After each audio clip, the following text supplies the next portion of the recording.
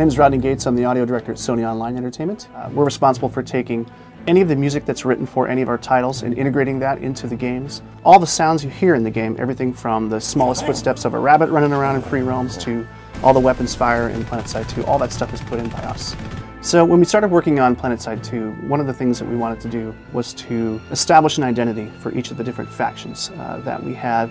We wanted the Terran Republic to sound like the big, bold orchestra.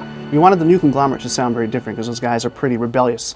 So we wanted their style kind of lean more towards a blues rock sound to their empire. And the Vanu Sovereignty being influenced by the alien technology that they are. Their stuff is a blend of synthetic and organic music. In June of this year, we flew up to Seattle to record the orchestra up there for the Terran Republic music. So at the very first cue that we started playing, we realized that there was a software glitch in the printouts of the parts for the musicians. So the trumpet players and the horn players had some parts that were transposing correctly. So they start playing and all of a sudden it sounds like a high school band erupted. We're like, oh no. So Don Ferrone and Jeff Broadbent and their orchestrator Asaf Rind started just basically correcting this stuff on the fly right there at the conductor stand. So they were working ahead of the musicians so that when they would take their breaks, they would replace their parts with the corrected parts. And basically in a 4-hour session, we were still able to nail all 23 minutes of music that we had.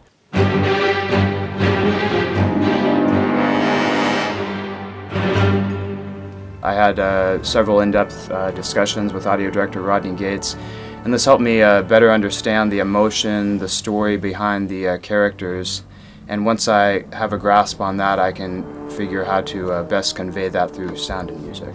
With all the different distance crossfading we have going on, and the basically interior versus exterior occlusion, all the stuff didn't exist prior in the engine that we were able to add over this last year and a half or so. Doing lots of different things from producing, mixing, conducting, the orchestra, orchestrating. And then after we're done here today, we're going to start edit everything and mix it and make sure it sounds like Planetside 2. So I hope you enjoyed this little segment on the music and sound of Planetside 2 and live free in the NC.